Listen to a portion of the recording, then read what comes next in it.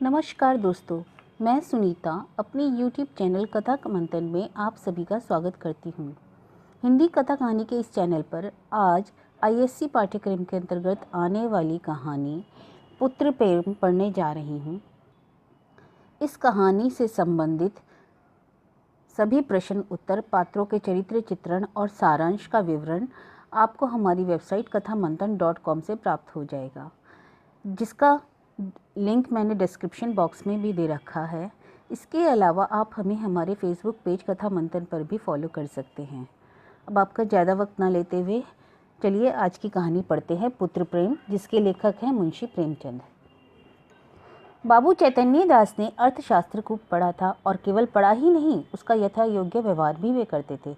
वकील थे, 2-3 गांवों में उनकी जमींदारी थी, बैंक में भी कुछ रुपए थे। यह सब उसी अर्थशास्त्र के ज्ञान का फल था। जब कोई खर्च सामने आता तब उनके मन में स्वभावतः प्रश्न होता था, इससे स्वयं मेरा उपकार होगा या किसी अन्य पुरुष का। यदि दो में से किसी का भी कुछ भी उपकार न होता तो वे बड़ी निर्दयता से उस खर्च का गला दबा देते। व्यर्थ को वे विष के समान समझते थे। अर्थशास्त्र के सिद्धांत उनके जीवन स्तंभ हो गए थे। बाबू साहब के 2 पुत्र थे। बड़े का नाम प्रभुदास, छोटे का नाम शिवदास। दोनों कॉलेज में पढ़ते थे। उनमें केवल एक ही श्रेणी का अंतर था। दोनों ही चतुर होनहार युवक थे, किंतु प्रभुदास पर पिता का स्नेह अधिक था। उसमें सदुत्साह की मात्रा अधिक थी और पिता को उसकी जात से बड़ी बड़ी आशाएं थी। वे इस विद्या उन्नति के लिए इंग्लैंड भेजना चाहते थे और बैरिस्टर बनाना उनके जीवन की सबसे बड़ी अभिलाषा थी। किंतु कुछ संयोग ऐसा हुआ कि प्रभुदास को BA की परीक्षा के बाद ही ज्वर आने लगा। डॉक्टरों की दवा होने लगी। 1 मास तक नित्य डॉक्टर साहब आते, पर ज्वर में कमी ना हुई। दूसरे डॉक्टर का इलाज होने लगा, पर उससे भी कुछ लाभ ना हुआ। प्रभुदास दिनों दिन क्षीण होता चला जाता था। उठने बैठने की शक्ति न थी। यहाँ तक कि परीक्षा में प्रथम श्रेणी में उत्तीर्ण होने का शुभ संवाद सुनकर भी उसके चेहरे पर हर्ष का कोई चिन्ह न दिखाई दिया। सदैव गहरी चिंता में वह डूबा रहता। उसे अपना जीवन बोझ सा जान पड़ने लगा था। एक रोज चैतन्य दास ने डॉक्टर साहब से पूछा, यह क्या बात है कि 2 महीने हो गए और अभी तक दवा का कोई असर नहीं हुआ? डॉक्टर साहब ने संदेहजनक उत्तर दिया, मैं आपको संशय में नहीं डालना चाहता, मेरा अनुमान है कि इसे ट्यूबरक्लोसिस है। चैतन्य दास ने व्यग्र होकर कहा, तपेदिक? जी हाँ, ये सभी उसी के लक्षण हैं। चैतन्य दास ने अविश्वास के भाव से कहा, मानो उन्हें कोई विस्मयकारी बात सुन पड़ी हो। तपेदिक हो गया? डॉक्टर ने खेद प्रकट करते हुए कहा, यह रोग बहुत ही गुप्त रीति से शरीर में प्रवेश करता है, किंतु मेरे खानदान में तो किसी को ना है। संभव है मित्रों से इसके कीटाणु गए हों। चैतन्य दास कई मिनट तक सोचने के बाद बोले, तो अब हमें क्या करना चाहिए? दवा करते रहिए, अभी फेफड़ों तक असर नहीं हुआ है, इनके अच्छे होने की आशा है। आपके विचार से मैं कब तक दवा का असर होगा? डॉक्टर बोला, निश्चयपूर्वक तो नहीं कह सकता, लेकिन 3-4 महीने में ये स्वस्थ हो जाएंगे। जाड़ों में इस रोग का जोर कम हो जाया करता है। चैतन्य दास बोले, अच्छे हो जाने पर ये पढ़ने में परिश्रम कर सकेंगे? मानसिक परिश्रम के योग्य तो ये शायद ही हो सके। तो किसी सैनिटोरियम, पहाड़ी स्वास्थ्यालय में भेज दूं तो कैसा हो? यह तो बहुत ही उत्तम है, डॉक्टर ने जवाब दिया। तब तो ये पूर्ण रीति से स्वस्थ हो जाएंगे। हो सकते हैं, लेकिन इस रोग को दबा रखने के लिए इनका मानसिक परिश्रम से बचना अत्यंत आवश्यक है। अगर ये मानसिक परिश्रम से बचा तो इसका जीवन ही नष्ट हो जाएगा। चैतन्य दास नैराश्य भाव से बोले। इस प्रकार गर्मी बीत गई। बरसात के दिन आए। प्रभुदास की दशा दिनों दिन बढ़ती चली गई, पर वह पड़े पड़े बहुधा इस रोग पर की गई बड़े बड़े डॉक्टरों की व्याख्याएं पढ़ा करता था। उनके अनुभवों से अपनी अवस्था की तुलना किया करता। पहले कुछ दिनों तक तो वह अस्थिरचित सा हो गया था। 2-4 दिन दशा संभली तो पुस्तकें देखने लगा और विलायत यात्रा की चर्चा करता। 2-4 दिन भी ज्वर का प्रकोप बढ़ जाता और फिर जीवन से निराश होता। किंतु कई मास के पश्चात जब उसे विश्वास हो गया कि इस रोग से मुक्त होना कठिन है, तब उसने जीवन की भी चिंता छोड़ दी। पथ्य का विचार न करता। घर वालों की निगाह बचाकर औषधियां जमीन पर गिरा देता। मित्रों के साथ बैठकर जी बहलाता। यदि कोई उसके स्वास्थ्य के विषय में कुछ पूछता तो चिढ़कर मुंह मोड़ लेता। उसके भावों में एक शांतिमय उदासीनता सी आ गई थी और बातों में एक दार्शनिक मर्मज्ञता। वह लोक रीति और सामाजिक प्रथाओं पर बड़ी निर्भीकता से आलोचनाएं किया करता था। यद्यपि बाबू चैतन्य दास के मन में रह रहकर शंका उठा करती कि जब परिणाम विदित ही है, तब इस पर धन अपव्यय करने का क्या लाभ? तथापि वे कुछ तो पुत्र प्रेम और कुछ लोकमत के भय से धैर्य के साथ दवा दर्पण करते जाते थे। जाड़े का मौसम था। चैतन्य दास पुत्र के सिरहाने बैठे हुए डॉक्टर साहब की ओर प्रश्नात्मक दृष्टि से देख रहे थे। जब डॉक्टर साहब टेम्परेचर लेकर कुर्सी पर बैठे तब चैतन्य दास ने पूछा, अब तो जाड़ा आ गया है, आपको कुछ अंतर मालूम होता है? बिल्कुल नहीं, बल्कि रोग तो और दुसाध्य हो गए हैं। चैतन्य दास ने कठोर स्वर में पूछा, तब आप लोग क्या मुझे इस भ्रम में डाले हुए हैं कि जाड़े में अच्छा हो जाऊंगा? चैतन्य दास ने कठोर स्वर में पूछा, तब आप लोग क्यों मुझे इस भ्रम में डाले हैं कि जाड़े में यह रोग अच्छा हो जाएगा? इस प्रकार दूसरों की सरलता का उपयोग करना आप अपना मतलब साधने का साधन हो, इसे सज्जनता कदापि नहीं कह सकते। डॉक्टर ने नम्रता से कहा, ऐसी दशाओं में हम केवल अनुमान कर सकते हैं और अनुमान सदैव सत्य नहीं होते हैं। आपको जेरबारी अवश्य हुई, पर मैं आपको विश्वास दिलाता हूँ कि मेरी इच्छा आपको भ्रम में डालने की नहीं थी। इन दिनों शिवदास बड़े दिन की छुट्टियों में आया था। इसी समय वह कमरे में आ गया और डॉक्टर साहब से बोला, आप पिताजी की कठिनाइयों का स्वयं अनुमान कर सकते हैं। अगर उनकी कुछ बात नागवार लगी हो तो मुझे उन्हें क्षमा करिएगा। चैतन्य दास ने छोटे पुत्र की ओर वात्सल्य की दृष्टि से देखकर कहा, तुम्हें आने की क्या जरूरत थी? मैं तुमसे कितनी बार कहा हूं कि यहाँ मत आया करो, लेकिन तुमको सब्र नहीं होता। शिवदास ने लज्जित होकर कहा, मैं अभी चला जाता हूँ, आप नाराज ना हो। मैं केवल डॉक्टर साहब से यह पूछना चाहता था कि भाई साहब के लिए अब क्या करना चाहिए। अब केवल एक ही साधन है, इन्हें इटली के किसी सैनिटोरियम में भेज दीजिए, तो डॉक्टर साहब ने कहा। चैतन्य दास ने सजग होकर पूछा, कितना खर्चा होगा? ज़्यादा से ज़्यादा 3000 साल भर अगर रहना होगा तो। निश्चय है वहाँ से अच्छे होकर आवेंगे? जी नहीं, यह तो एक भयंकर रोग है। साधारण बीमारियों में कोई निश्चय रूप से हम कुछ नहीं कह सकते हैं। अब डॉक्टर जरा सावधान हो गया था।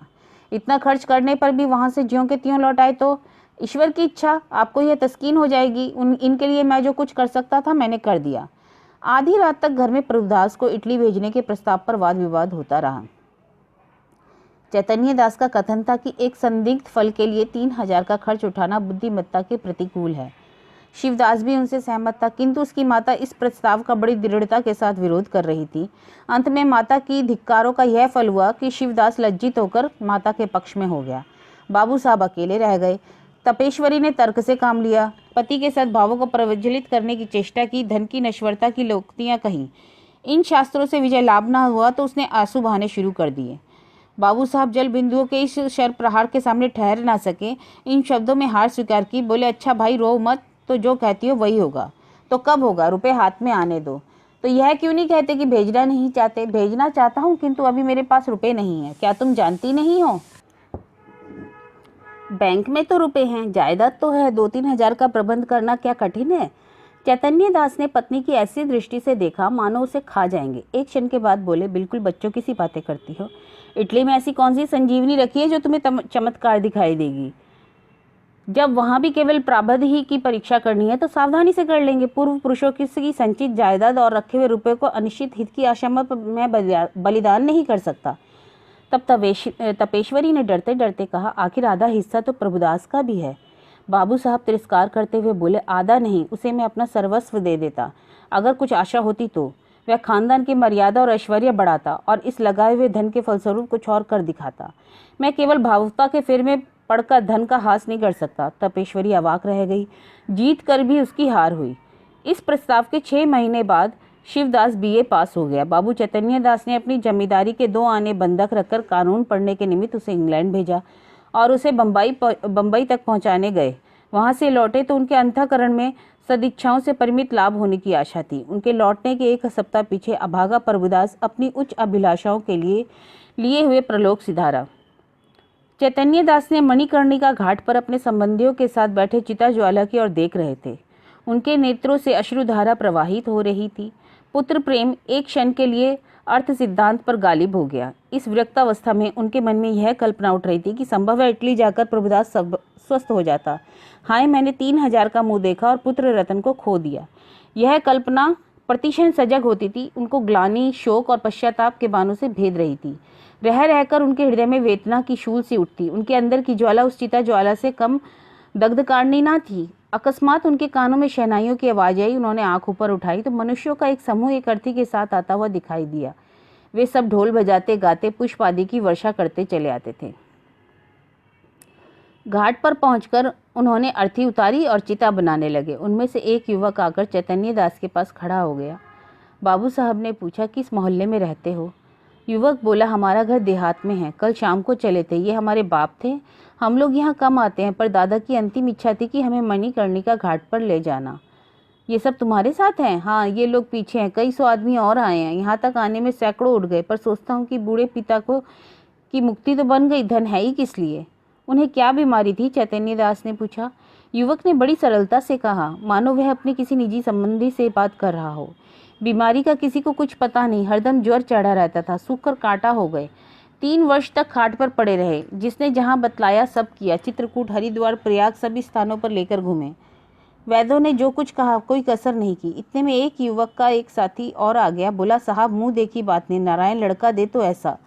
इसने रुपयों को ठोकर समझा। घर की सारी पूंजी पिता की दवा दारू में सुहा कर दी, थोड़ी सी जमीन तक बेच दी, पर काल बलि के सामने आदमी का क्या बस है। युवक ने गदगद स्वर में कहा, भैया रुपया पैसा हाथ का मेल है, कहाँ आता है कहाँ जाता है, मनुष्य नहीं मिलता। जिंदगानी है तो कमा लूंगा, पर मन में यह लालसा तो नहीं रह जाएगी कि मैंने यह नहीं किया, उस वैद्य के पास नहीं गया, अगर वहां चला जाता तो शायद बच जाते। हम तो कहते हैं कि कोई हमारा सारा घर द्वार लिखा ले, केवल दादा को एक बोल बुला दे। इसी माया मोह का नाम जिंदगानी है, नहीं तो इसमें क्या रखा है। धन से प्यारी जान और जान से प्यारा ईमान। बाबू साहब, आपसे सच कहता हूँ, अगर दादा के लिए अपने बस की कोई बात उठा रखता तो आज रोते ना बनता, अपना ही चित अपने को धिक्कारता। नहीं तो मुझे इस घड़ी में ऐसा जान पड़ता कि मेरा उद्धार एक भारी ऋण से हो गया। उनकी आत्मा सुख और शांति से रहेगी, मेरा सब कल्याण ही होगा। बाबू चैतन्य दास सिर झुकाए ये बातें सुन रहे थे। एक एक शब्द उनके हृदय में शर के समान चुभता था। इस उदारता के प्रकाश में उन्हें अपनी हृदयहीनता, अपनी आत्मशून्यता, अपनी भौतिकता अत्यंत भयंकर दिखाई देती थी। उनके चित्त पर इस घटना का कितना प्रभाव पड़ा, यह इसी से अनुमान किया जा सकता है कि प्रभुदास के अंत्येष्टि संस्कार में उन्होंने हजारों रुपए खर्च डाले। उनके संतप्त हृदय की शांति के लिए अब यह एकमात्र उपाय रह गया था। किंतु यह उपाय करके उन्हें शांति मिली?